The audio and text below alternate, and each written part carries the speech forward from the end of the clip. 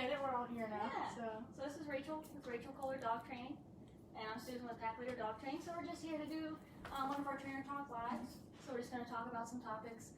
If anybody decides they want to ask a question, we're more than happy to answer that. But until then, we're just going to kind of do one of our talk turns. Yeah. this will just be like what we usually do because we always just have trainer talks because we love talking about training. We talk about dogs all the time, so but feel free to interrupt us. We do have our friend Megan watching for the comments, so if anybody does comment something, she'll be able to let us know. So our first topic was about just the training tools. So I don't know if you want to touch on which one do you want, the e-collar or the prong collar? So I usually start with prong collar first when I'm explaining that, which is funny because this is the one usually people are most concerned about because it looks barbaric. I don't lie, I'm like, it looks crazy if you don't know what it is, if you've never used it before. Rachel Carter is watching right now. I just want to let you guys know. Awesome. Hey Rachel. Thanks for joining us. Yes. So the prong collar, like she said, does look kind of barbaric, right? Because it has these little prongs here. And a lot of people, they call them pinch collars, which is kind of a misnomer because they don't actually pinch Right. when used properly. So you want to make sure that it's fit, snug enough, so that it's not dangling like a necklace. You want it to be kind of snug and just sitting on the skin. Yes, Megan? P. Cather PC says hello from Instagram. Oh, hi!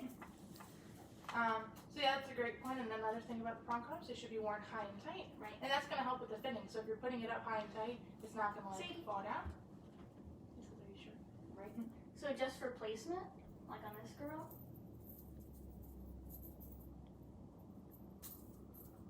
you don't want it down here like a necklace.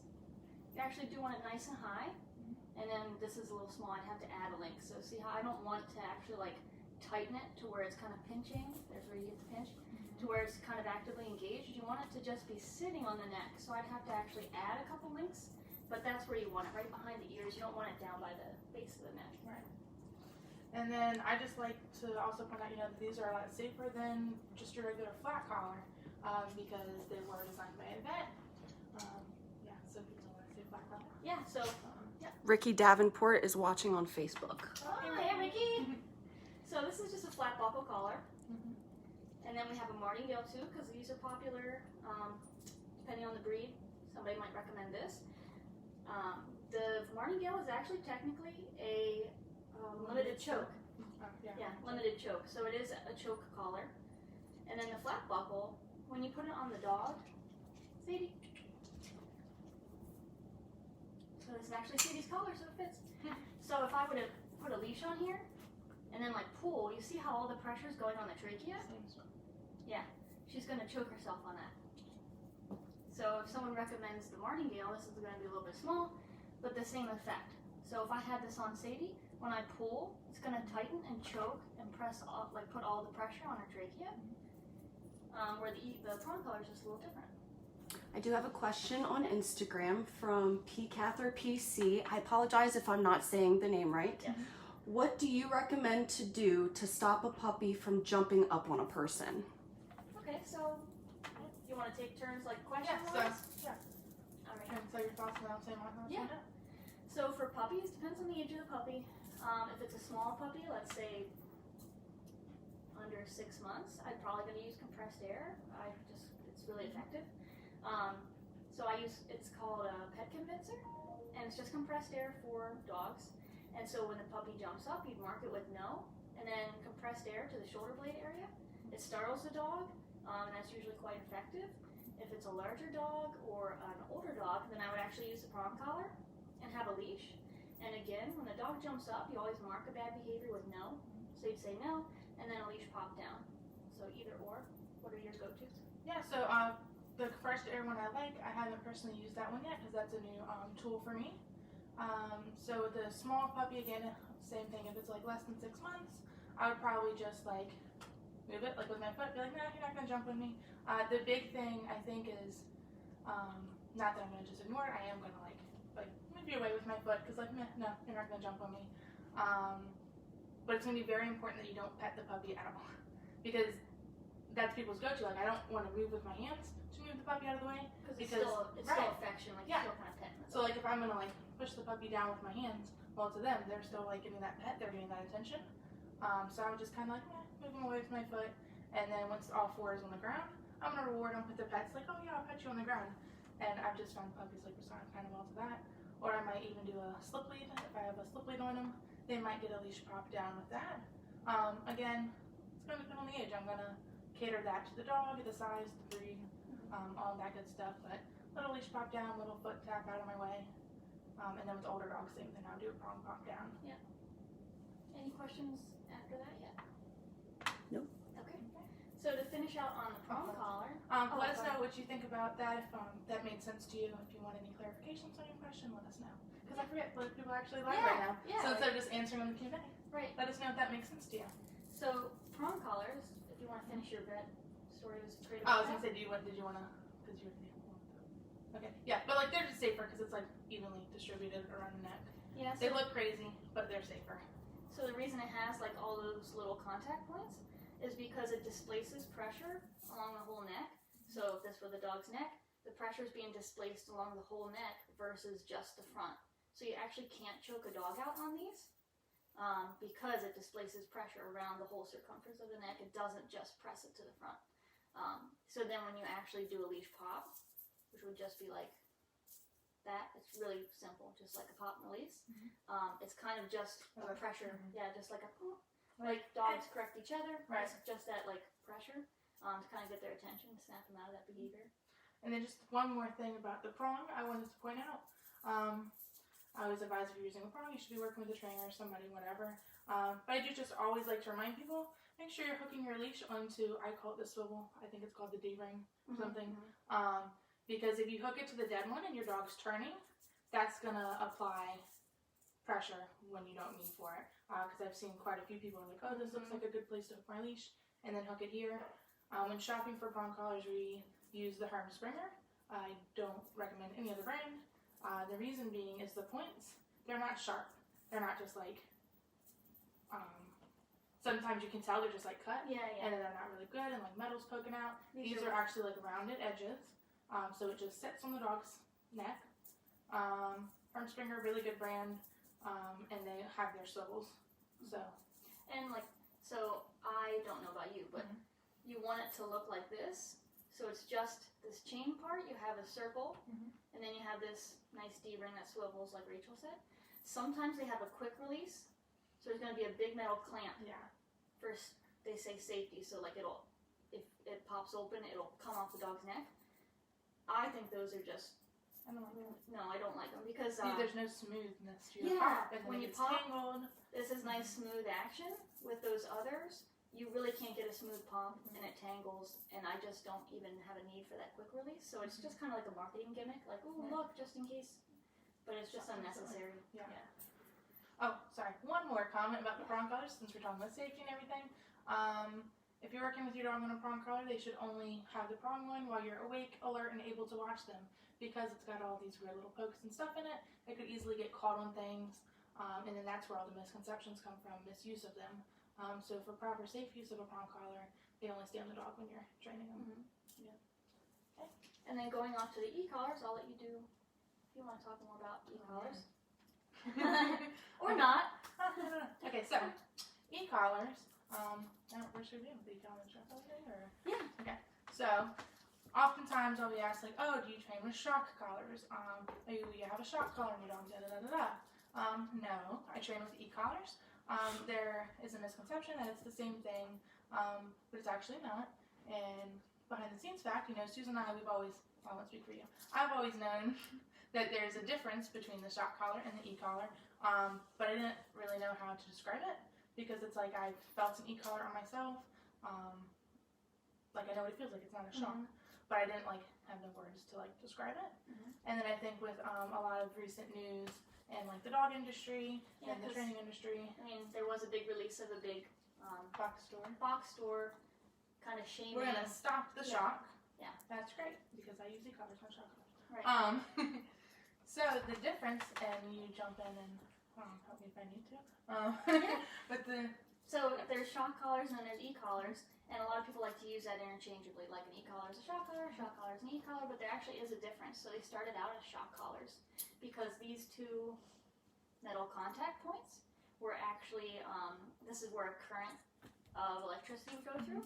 So people would actually like have a burn on the dog's neck because it was a current of electricity. Yes. Sarah Morrison is watching. Oh, hey Sarah. So we're just talking about e-collars, that they used to be shock collars, so that's why they still have that name kind of lingers with them.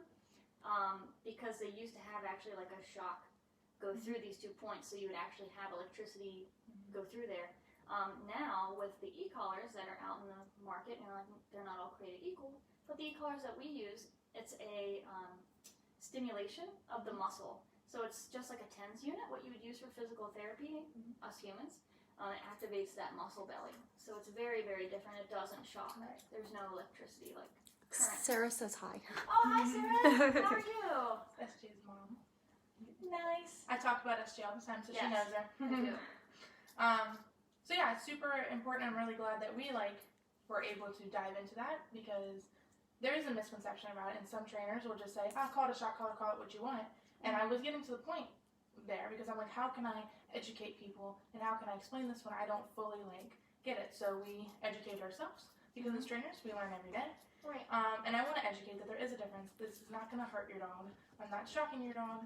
It's electric stim, not an electric current. Right. So it's pretty cool. So, and then you mentioned the brand we use. So I was going to say the brand because we use e-collars technologies. They've got 100 levels, so you can really fine tune, instead of whereas the cheaper e-collars will have 7 levels. So there's such a big jump. Yeah, I like that you can tailor it to the individual dog. And just the way we use it, you have to be able to do that. You can't use a regular collar. And I actually did have somebody interested in training with me, and they wanted me to show them how to use their e-collar. But it was one of the ones that only had 7 levels, and I can't use that collar. It's such a jump from level to level, and when I always tell people, I'm like, well, mine's got 100 levels. It's not that mine is 100 times stronger. The 100 on mine is probably pretty close to the 7 on that one. Right. But instead of jumping from a 2 to a 3 on a cheaper version, that would probably be jumping from a 20 to a 30 on mine. Right. Whereas I can go 21, 22, and really find make the it work. actual dog's level. It's really cool. Right. So those are just some of the tools that we use and why we use them. And then do we want to go into the 4 quadrants dog training? Yes. Okay. I'll let you Okay, handle that. so, oh gosh. Alright, so fun nerdy stuff, which I was going to have it written down, but I forgot, so that's cool. So, in training, you may hear trainers refer to the 4 quadrants of dog training. That's where you're going to get that vocabulary. So, we don't often talk like this because we're pet dog trainers, no one cares about that. They don't care. But it's fun, so we'll dive into that just a little bit. So, in the 4 quadrants, there is positive reinforcement, negative reinforcement, positive punishment, and negative punishment. So when talking about this, positive does not mean good and happy and great. Positive means to add, and negative means to subtract. So we're going to think of it very sciencey, right? So for positive reinforcement, I'm going to add something that will increase the behavior. Yeah, to reinforce something to happen again. Reinforce it, right? So I'm going to add something to increase. For negative reinforcement, I'm going to take away something to increase the behavior. So you're taking away something to reinforce a behavior that I like. For positive punishment, I'm going to add something to decrease the behavior. So I'm going to add whatever to stop something I don't like. And then for negative punishment, I'm going to take away something, subtract, take away something to decrease the behavior. So you want to do examples of each, or do you just want to go into? Yeah, I think examples will be good. Okay. So positive reinforcement, that's the one everyone's familiar with. So great. Because you're adding something to continue a behavior. So it'd be like adding a treat. So it's for trick training mostly. You you see it prevalent in trick training. So dog sits, you say good, reward. So you're adding a treat to continue behavior. And then for negative reinforcement, right? I want to increase the behavior, so I'm going to remove something. So for leash pressure, right?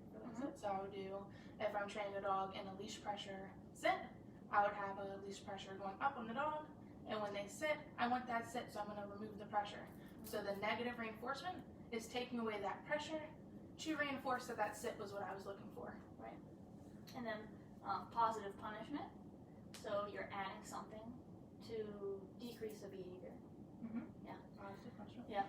So it would be like the prong collar pop or e-collar stim. So if your dog's barking, I'm going to add the e-collar stem to decrease the barking. And then for negative punishment, I'm going to take away something as a punishment, so take away something to decrease the behavior. And for that, I guess an example would be, I'm going to, not an example that we do, but just an example just that an most people example. are familiar with. Would be I'm going to withhold treats, right? Negative punishment, and that's your punishment, right? Mm-hmm. So I'm going to withhold these treats, that's your punishment because I don't like that. So the punishment is the lack of the treats. Or if a dog's jumping, you turn away. Oh yeah, I forgot about that So example. your presence, you're taking that away to hopefully decrease the jumping. So those are the examples. Right. So we'll kind of dive into like the pure Fun positive talk. dog training. Yes. Yeah, just to kind of have like an open discussion about it, you know. So the pure positive or only positive dog training is kind of a falsity, I would say. It's a false advertisements Mm-hmm. telling the market what they think the market wants to hear. So for the first thing, they're saying pure positive. So let's look at positive reinforcement and positive punishment, right? Because of the four, we've got two positives. So positive reinforcement, So giving a treat to increase behavior, and then positive punishment. adding an e-collar, stem, or leash pop to decrease the behavior. Well, that's not what they do. No, so what So- they do is just pretty much whatever the dog wants to do. Right. It's on the So dog's terms. If they do a lot of positive punishment, oh, no, just kidding. Positive reinforcement, here's a treat, increase behavior, and then a lot of negative punishment. I'm going to withhold this treat because I don't like that. Or I'm going to turn around, you don't get my attention because I don't like the jumping. So it's taking away the attention, taking away the treat. But if we wanted to get silly, they, let's say a positive trainer would use like a martingale or a flat buckle collar. So this is actually positive punishment. Yeah. A collar. Because the dog wants to get over there, but you're putting this collar on it and a leash and not allowing it to. So you're actually punishing the dog. So they're using positive punishment, but they don't, I mean, technically speaking, right? Everybody has to use a leash and a collar because that's law, but that is a punishment. So it just made me think of back when we were at our internship, we would walk past a certain owner and two dogs, and it just made me think. So yes, they're like indirectly having a positive punishment with their dog there. The dog's pulling on the leash; it doesn't get anywhere because the leash is there, right? The only difference is we're actually training the dog that this is what that positive punishment means, and then it will stop it. Whereas you'll see dogs pulling on flat collars and choking themselves out. They're getting a positive punishment for that, right? We're adding that pressure as a punishment, but the dog doesn't know how to turn it off.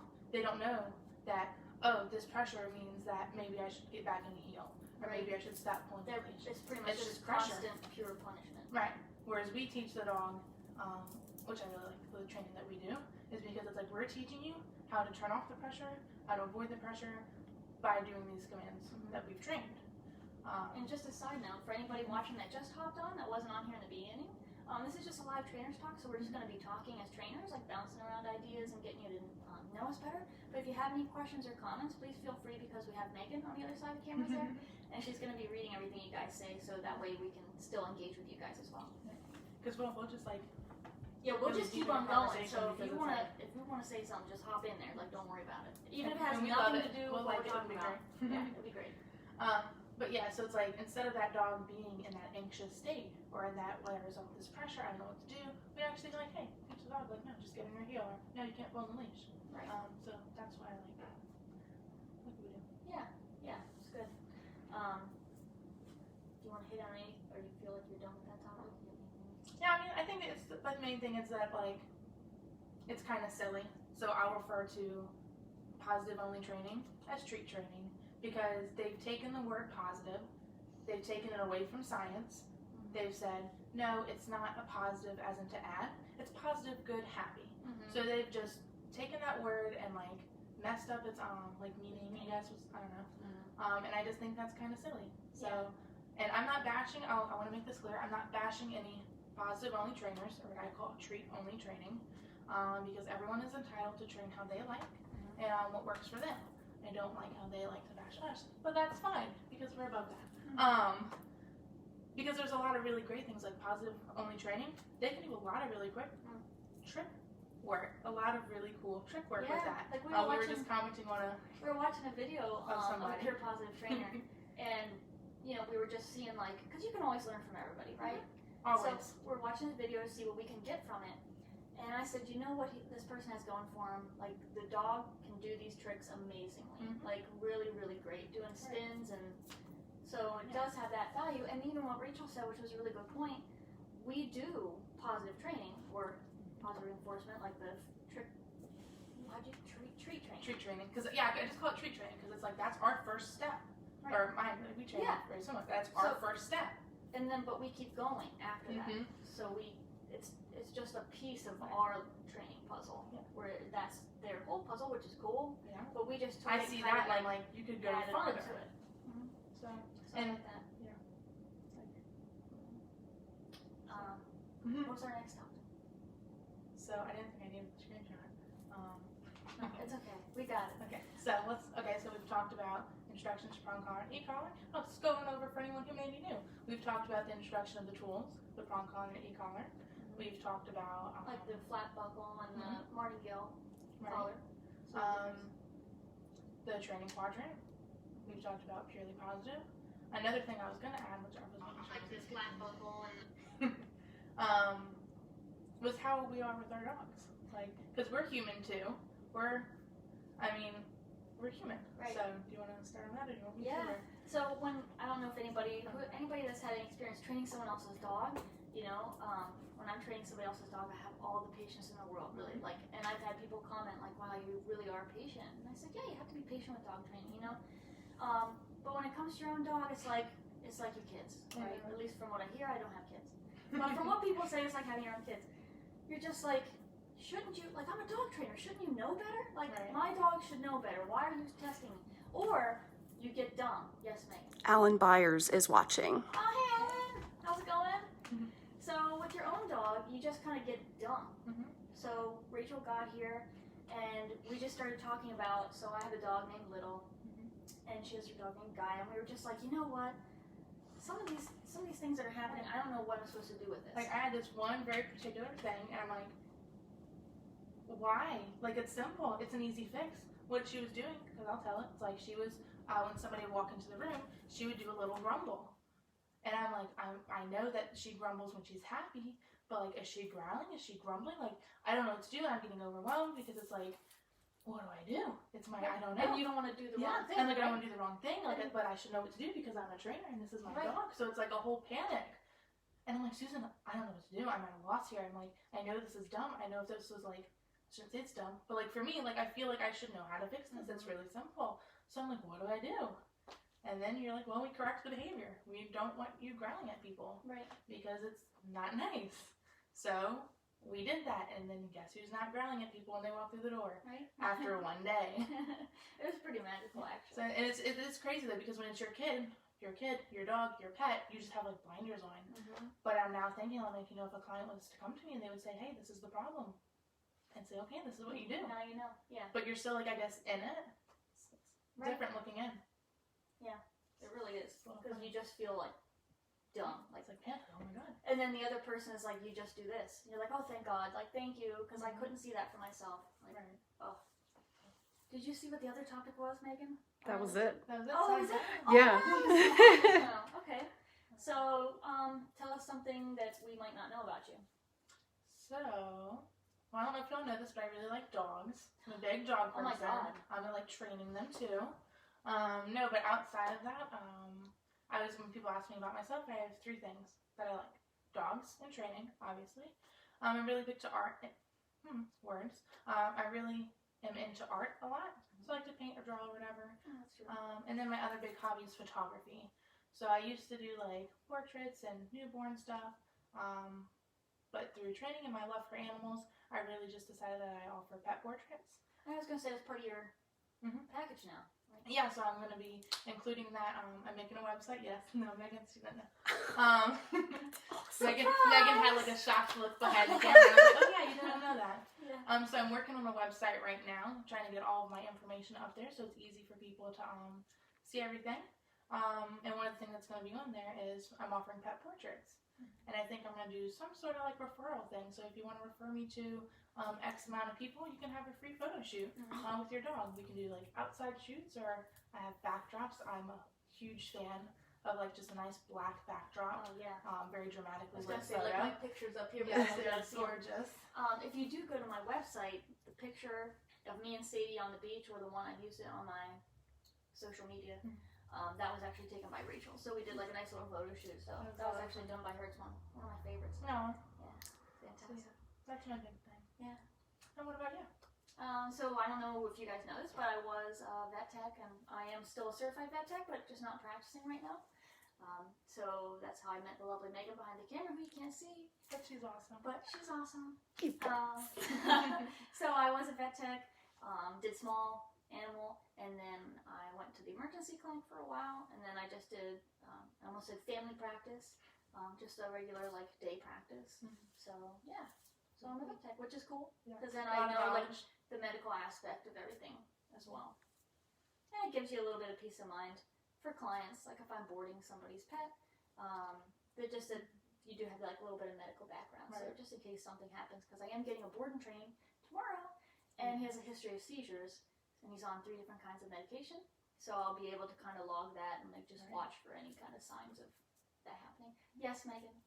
Are you planning on keeping your license, keeping up with it?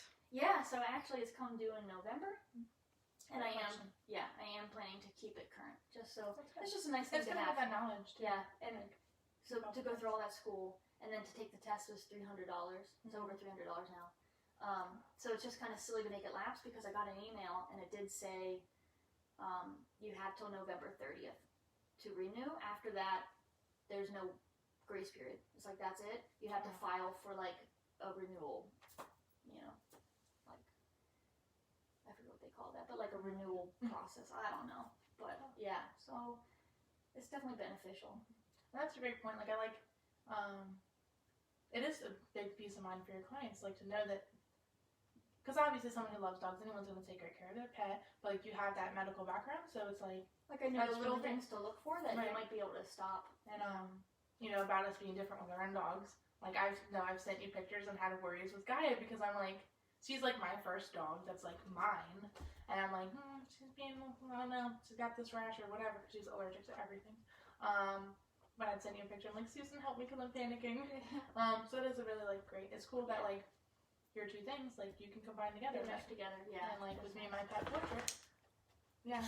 They're both like just mesh together. Right. So it's like I have a few. I say I have a few tricks up my sleeve, being a dog trainer, to like kind of get the dog to do what I need to do and post how I need. So it's fun just doing things that you love. Like how awesome is that? Yeah, that's awesome. Pretty cool. And then the dog that keeps making an appearance here randomly is Sadie. She's my right-hand girl. I've had her since she was 3 months. She's over 10 now. But she will go to like client houses with me and just help proof the dogs and stuff. So if you see her, that's who she is.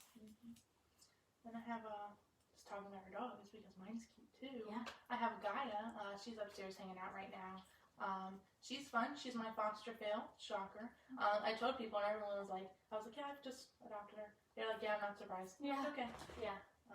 But I got her up in Rhode Island, and it was time for me to come home. And she didn't have a home yet, so I'm like, well, now you do. Yep, bring her along. Yeah. So you had a lot of firsts, because it's your first dog for yourself. So traveling with the dog, being here with the dog around other dogs. Her dog's first time with a cat. Yeah, that was good. That was cool. So it's like lots of exposure and desensitization. It's like, right, guys, this is how we live. We can travel. We can do things, and that's like the great thing about having a dog who's trained, because it's like the other family dog. I couldn't put him in the car and drive 3.5 hours and be here around other dogs and a cat, because he's just not there. That's not what the family wanted for him, training wise, and that's fine. Right. Gaia, I want her on point with her training, because that's what I like. And it's so great because your world is so open when you have a trained dog. Like an off-leash trained dog, you can essentially take them anywhere. It's so fantastic. It really is. And a lot of places are allowing dogs now. Like, well, we were just at Gettysburg. Thinking that. And there were dogs everywhere. And there were so many places. Like, I'm like, oh, they're dog friendly. Oh, and they were places shops. you wouldn't even think of, right? Like they're like gift shops and like little things like that. Just I'll take my dog in that shop. That's like I would never think that. But yeah, it's just an outdoor restaurant. So cool. What is our time at? I was just thinking. Does it tell me a time? I don't know how any of this What works. time is it? Like time? 6:30. Okay. Do you want to talk about introducing the dogs? That was gonna be my next thing. Of course it was. Yeah, really, because we were like talking about the dogs. So I can give like my personal experience with Gaia and Blue. We can talk about what we did with these guys and all sorts of fun stuff. So I guess before we go into that, when we talk about introductions and socialization and taking dogs out and doing things with them, I don't mean I want my dog in everyone's business. Like, I don't know how many times a day I tell Gaia to mind her business. Just because I like to talk to my dogs and I like to say whatever to them. She does talk to her dogs, I hear. Yeah. Well, She's like, bye, love you, I'll be back. I'll see you later. It's like, it doesn't matter. It's fun for me. They don't care. So, yeah, we're not as strict as we appear. No. It's fun. And like, there are babies. It's different. So, okay. Love my dog.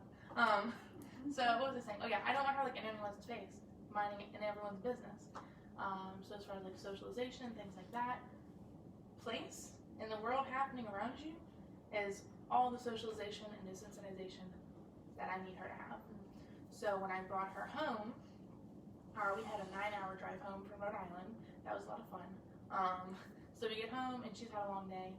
So like she gets to like kind of walk past the family, see them, and then she goes in her break because she's had a long day, whatever. So next day she's had time to breathe. And the reason I even mention that is it's because I'm not gonna rush her in to meeting everybody. I'm not gonna rush her in to try to be best friends with everybody, to seeing Blue. She's just had a long day. She's been in the car for 9 hours. She doesn't know what's happening. So once she's had the time to decompress, I'm going to do my introductions with her and Blue. So the way I did this with them was I went to Place, because Place is like my go-to. So I'm like, I know my dogs. I know that Gaia has an on-point place. So I started with her in a Place. She's got all of her tools on and she's back-tied. Back-tied meaning her leash is tied to a pretty sturdy object, so if she breaks Place, she's not going to get over to the other side of the room. Then I get Blue, get him geared up, and bring him into the room, and I set him in place on the opposite side of the room. And then I back-tie him, because again, if he breaks Place, I don't want to take any chances of them getting near each other. They're both dog-friendly, whatever, not going to risk it. And then they just hung out in Place. Blue kind of looked at her a little bit. She couldn't care less about him. And then they both fell asleep. And that's what I was looking for. I was looking for them to not care about the other one and to just take it out.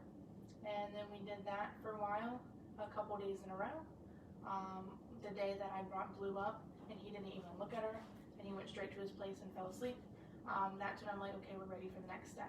Because for something like this, I'm happy to take it as slow as possible. Because I want to... And we'll tell about Gaia. She did have issues. Yeah, so I think I've heard so many things about her story, but I'm pretty sure her issues were resource guarding. And, you know, with the resource guarder, you have to be careful because anything can be a resource. It's not just your food. It could be a toy. It could be a crumb on the ground. Literally, dogs will guard anything as their resource guarder. So I'm not going to rush it. And then, because if I rush it, that's going to be my error. And then if something happens between them, then that's going to set me back. So I'd rather just go really slow. Like, she was a resource guarder with the other dog in the house. Oh, so yeah. There were 2 dogs in the house, and she did attack the other dog. So it's just, you know, that's her story. Right. So yeah, it's like, I'm going to take it slow because I don't want that to happen. Because if that happens, one, obviously the injury is like, not good. But then I don't know what happened next. That would set us back, like, way back in training with her. So I'd rather be really, take it slow, take it easy, rather than risk anything happening. So they were in place in the same room for a couple of days. Blue walks in, didn't even acknowledge her. They were down, cool. Then I'm like, now they're ready for a walk. So this is not, oh, go meet each other, say hey. It's they're both in command now. So I release Blue, put him in a heel, walk over, have him down. Release Gaia, heal them, and we went for a walk. Because then they're concentrating on their command. And they did fine. And luckily everything was smooth sailing, so I've healed them around, but even to this point, like I was home for like a week before I came here. I'm not having them free roaming together, and I've had some people question that, which is fine because everyone can like have their thoughts and feelings about things. But where I'm at with them, they've known each other for a week, and Gaia has her history, and Blue has his history. He resource guards his like food bowl and stuff. I have no reason for them to free roam together. Like, why would I want to risk that? For me, not worth it. Gaia is perfectly content to hang out in a place, and so is Blue. So if I'm like sitting with them, that can be a command. Right. And then down the line, once we see how things going, if I want to loosen up those rules, cool.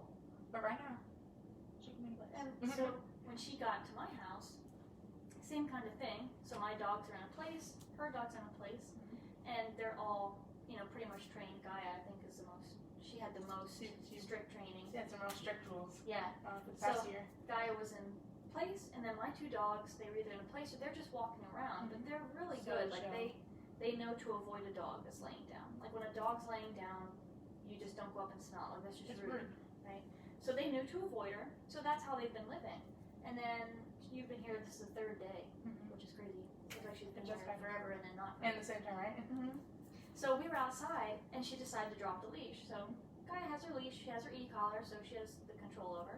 But like my dogs are just running outside, and because we've set those precedent, like we're just existing. This is how it is. Sadie would come over and she'd like smell Gaia for a second and then walked away. Like so, because we started out like nice and calm, you guys just exist. They didn't have that like crazy and oh, you're new. Oh my gosh. Oh my god. I've been laying in place next to you for the past 3 days. But they're like, what do you smell like? Oh, okay, cool. And then they just respect each other. It's just a really beautiful thing. So socialization doesn't mean dogs mate face to face because that's when fights happen. It's really just existence, and then it's just really an easy thing after that. They just are so calm and polite about it. And then one more thing, I'm going to be even extra to add. All the dogs here, I don't know if your actual command is out. For them, what do you say? Like Go on. Yeah. So it's like they know go on or they know out, which basically means to move away. So with these 3 dogs, if somebody is in somebody's personal space too long, they're getting uncomfortable, we can say go on or we can say out, and they're going to disperse. Disperse, yeah. Like words. Blue, because out is a new command for me that I've learned, and I was only home for a week before I came here. He doesn't know out. So if I have them loose somewhere, and if I'm seeing somebody a little fishy over something, like maybe we're going to guard that, I could say out, and I know Gaia would move because she knows that. Blue doesn't know that yet. So just like in any social setting, since learning out, I'm like, oh, how are dogs together if they don't know how to like out? Like I can't advocate for her. So if Blue's going to be pushy for her, I can't tell Blue to hey, leave her alone. Right. So you have to be a little bit more cautious at home. And once I get back home and I train him out, then I'm probably going to feel more comfortable. Like, hey, they can do their thing because I know I'm just one word away from them walking away from each other. Right. So, out's a great command. That's good. I was thinking of something else I was going to say, but I just can't remember right now. Well, no radio silence. Right. In the meantime. So we're on live right now. Yeah. What do you think? Yes, Megan. What do you think is the hardest trick to, or the hardest command to train a dog? Oh, I got mine. Oh. Depends on the dog and their personality. What do you think? Okay, so hardest my go-to is down, because depending on the dog, they don't want to I don't want to say it's a submissive pose, but they do. They feel it's vulnerable. Yeah, vulnerable. It's very hard to get a dog to down, especially if they're not food motivated, or you can get a dog to be food motivated, after a while. But if you're pressed for time, whatever situation you're in, that is hard. That's really hard to get a dog to down, especially if you just use leash pressure. My other one would have been heel, depending on the dog, because if you don't want to use just compulsion, which is corrections, if you want to get a food reward in there, it just takes a little bit more time than your other commands to get a good heel, I think. Those are my personal two. I don't, because it really depends on the dog. So I'm like, if you have a dog who's really so you're good with all the commands in? Yeah, I'm perfect, you guys. So no. So okay, so shouldn't have no problem. No, because the dog is so involved in the training process. So for me, I guess personally, the heel was a good point because I use a lot of luring when I'm training heel. So if I have a little Pomeranian, because I'm thinking of little me who's here, if I'm training that dog heel, I'm going to be hunched over on the ground. That would be awful. Walking. That's how I would train heel. And I'm going to kind of still do that, but add in some new things that I've learned.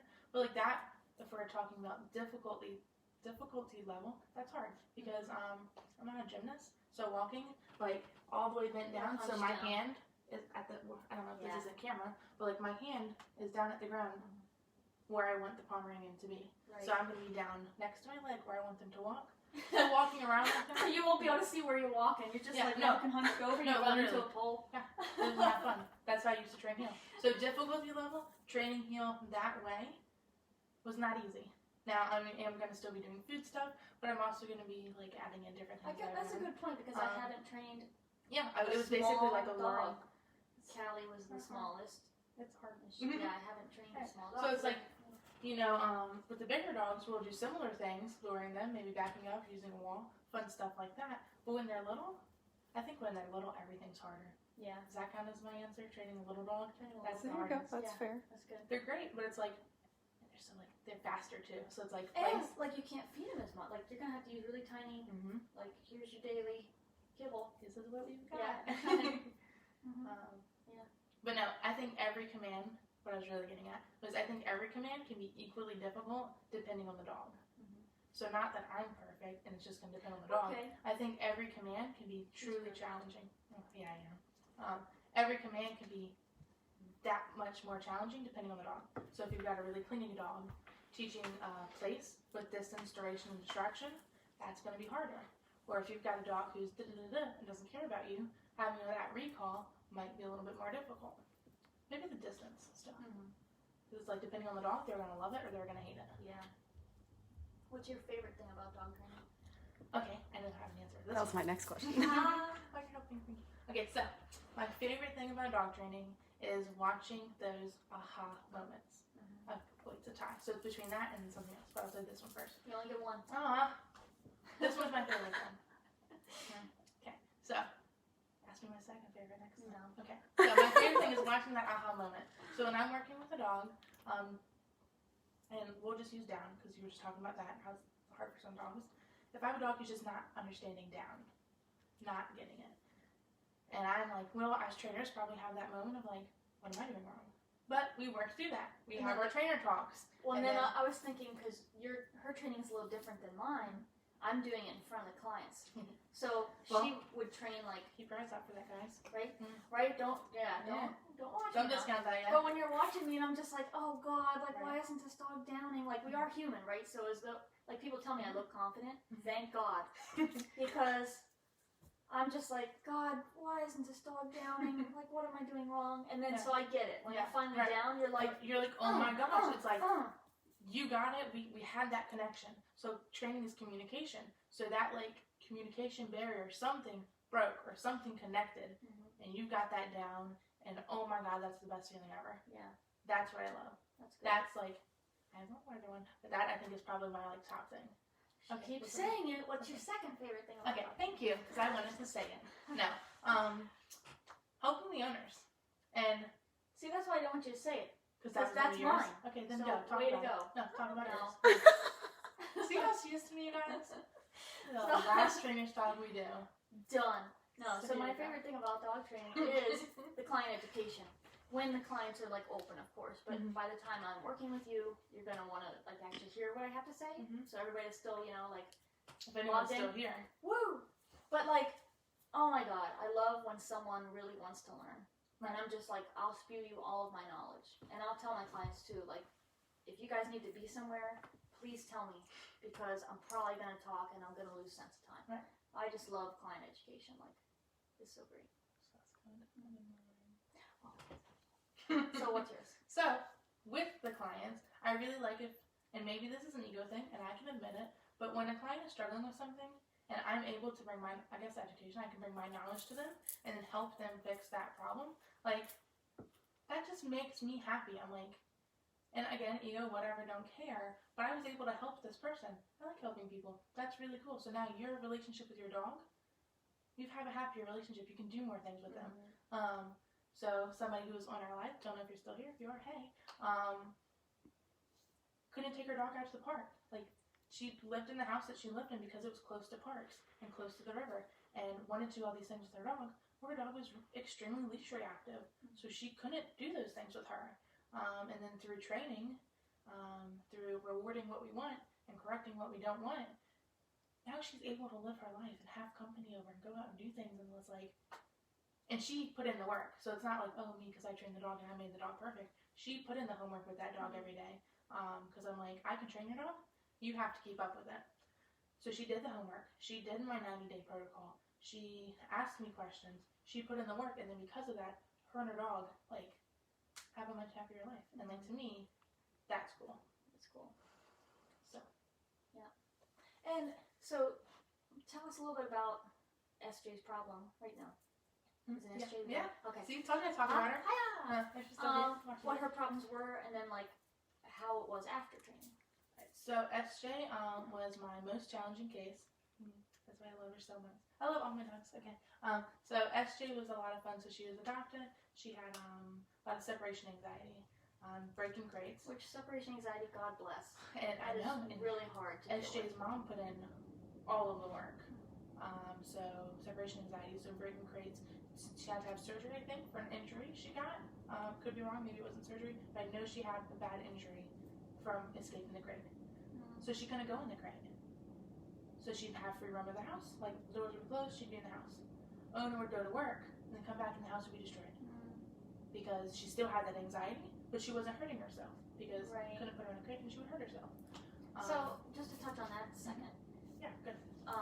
With separation anxiety in the crate, your house is just a big crate, right? So, of course you have to move them from their crate so they don't, like, damage themselves. Then you put them in this really big crate. So damage the crate. Then they have all this space to run around, and they can mess in this and mess in that and mess in this. But your house is essentially just a big crate. So you really need to get to you really need to get to the root of that problem.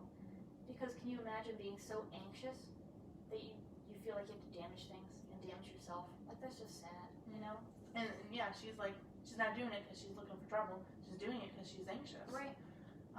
So she had that going on. Couldn't have like company over because she was big old pitty.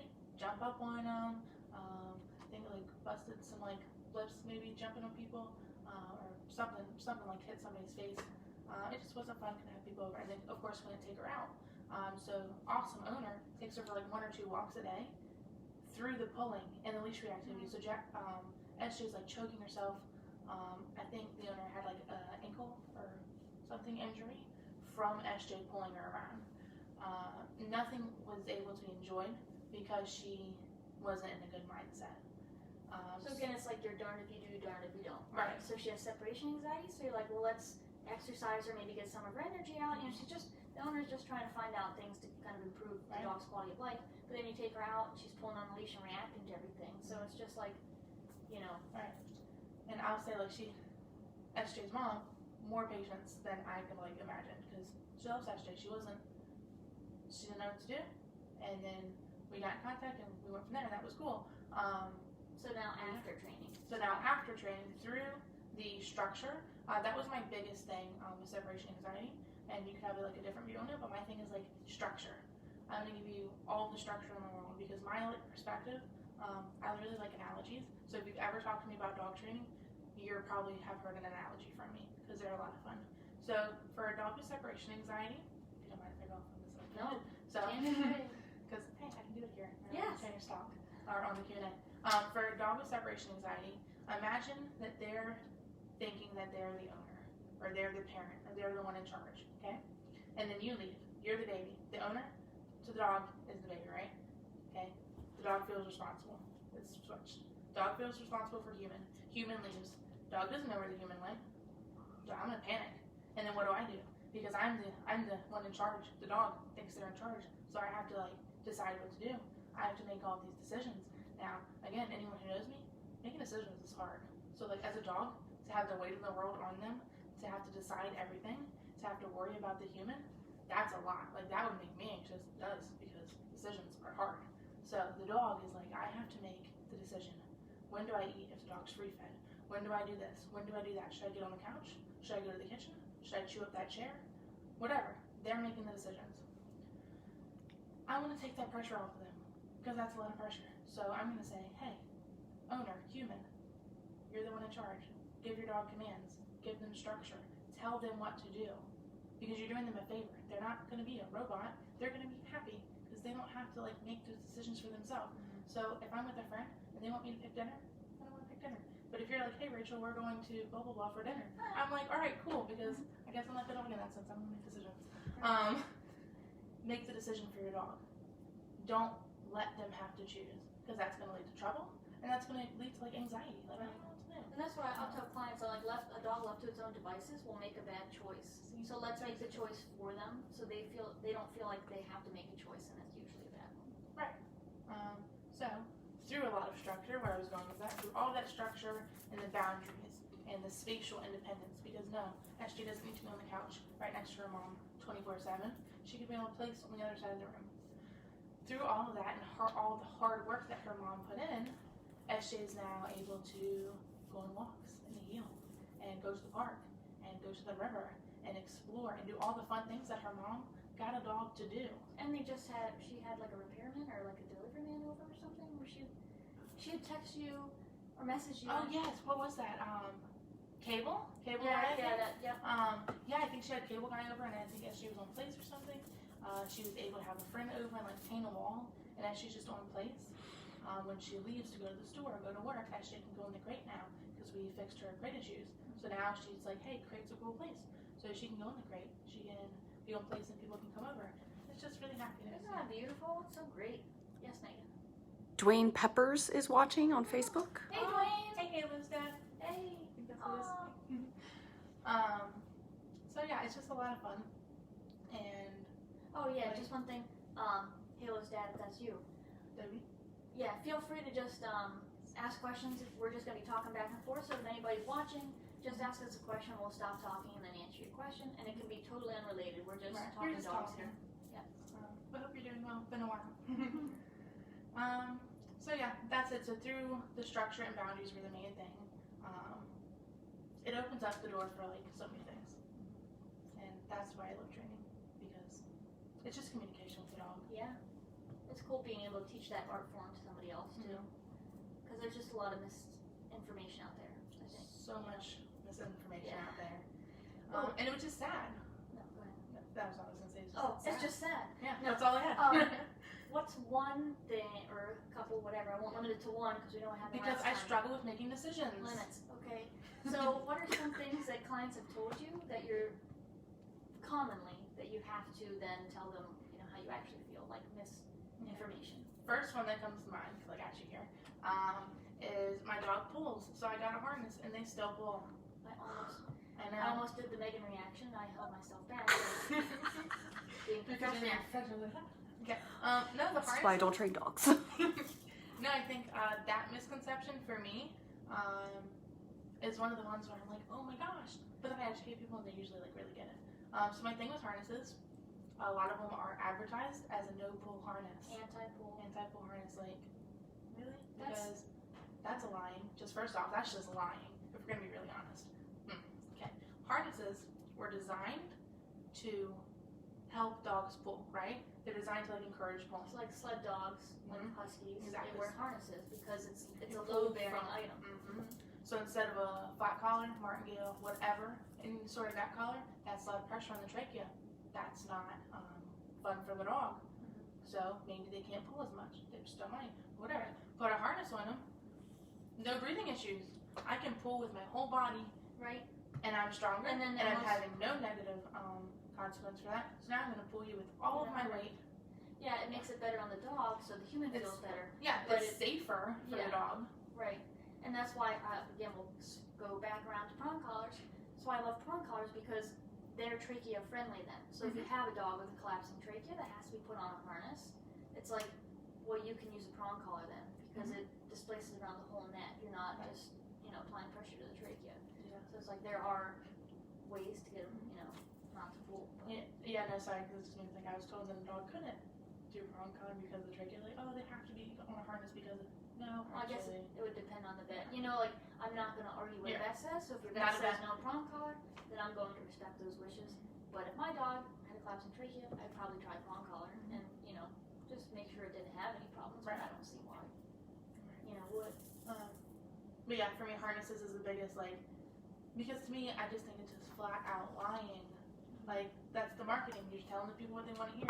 Hey, put this harness on your dog. They're not going to be, struggling to breathe. So that's a plus. Right. But they're still going to pull. Right. What about you? So market it for what it's actually meant. It's a safer way for your dog to pull. That's what it should be. Now, here's a safer tool, because a harness is also a tool. So here's a safe tool for your dog to pull on the wall. Right. What about you? What's your biggest thing? I don't know about biggest, but since it just came up recently, is when a dog jumps to turn away. I don't know that I've ever had that work, or it will work for that hot minute. And then the next time that dog sees you, you'll have to do it all over again. So literally, it'll be jump, jump, jump, turn around, the dog gets bored, walk away. But then 10 minutes later, you get the dog excited, jump, jump, jump, turn around, the dog gets bored. So it's like constant thing. You never solve the problem, but in that hot minute, will the dog probably stop jumping on you? Yeah, because it'll get bored, right? But it's going to do it again tomorrow, and the next day, and 10 days from now. It's just funny because every time we talk about turning away, I have like this flashback. So when I was younger, I was like the dog whisperer around the neighborhood. So I would dog runs away, they'd call me, and I would get the dog. Somebody wants whatever. I would mess with all the dogs in the neighborhood. So I remember this one particular dog. I would go over there. She had the longest nails, and she was a jumper. So I remember being young, hearing to turn away from the dog. I remember going. And I would turn away from the dog, and all it would do is either jump on my back. Right, and you'd fall down? Yeah. Would you fall down? No, well, I wasn't that little, luckily. But it would scratch out my back, or the dog would just come around. It was I'm like, oh my gosh. And the dog's like, oh, I'm just going to come to your front now. I'll turn around. So then I'm just spinning in circles. So I remember being young, and I'm pretty sure one day I was just like, meh. But push the dog off of me, because I'm like, that hurts. And then did that a few times, and guess who never jumped on me again? That dog. Because it was like, oh, because that was the game for it. I'm going to spin. Okay, I'm going to jump up on you. You're going to spin. I'm going to go with you. Right. So I always just think of that funny story anytime we talk about it, because it's you're like, oh, the dog might stop for a minute, but no, they might just go back around to your front because they're not stupid. They're like, oh, come on, I'll come around. But did you have another one? Little place. Did you have another, so you had, I had jumping. What was yours? The harness. The harness. Did you have another one? Oh. I guess misconceptions and the prom use of the tools. Yeah. That's obviously an annoying one. I don't know what made me think of this, but just a fun thought real quick. Clicker and treat training. You can mess up a dog just as easily with that as you can with the misuse of prong collar, e-collar, pet or harness, whatever. But with clicker and treats, you can mess up a dog just as bad. As I say, as an example, like what you're saying, a trainer that we were watching for fun on YouTube, because that's what we were doing. We were watching him click and treat his dog. You have something? We're almost at an hour. Ooh, okay. Okay. Just So let you How know. close? 2 minutes. Okay, 2 minutes. So you got 1 minute. Okay, really quick. Right. Okay. He would click and treat his dog. So what he was doing unintentionally, he was trying to make the dog was barking at a dog over there. Click, treat. So he was trying to make that a happy experience. But what he was doing was saying, hey, you're barking at that dog. Good job. Here's a treat. Keep doing that. Keep barking at that dog. Click, treat, click, treat. So then trained his dog to be reactive, and then didn't know why his dog was reactive. Right. Boom. Okay. Talking about. No. So, yeah, since we're almost out of time, I guess we'll just close it up here. So anybody that made it the whole way through, awesome, fantastic. This was just kind of like a testing the water kind of thing. So we may do another live at some point. We may not. Probably. Hopefully I'll get her up here once a month. You come to me. Yeah, and then I'll go to her once a month to be fair. Yeah. But yeah, it was awesome. So if anybody has any comments or questions, feel free to post them, because we're still going to do our trainers talks or our Q&As. Q&A coming up. It just won't be live. And do you have anything? No, that's all. So anyone who watched, joined in, thanks for watching. Anyone who wants to watch the replay and listen to us talk for an hour, that's cool. Yeah. I don't know. So yeah. Thanks for watching. Thanks so much for being here. Susan with Path Leader Dog Training, and Rachel with Rachel Paula Dog Training. So thanks so much, guys. Thank you. Night.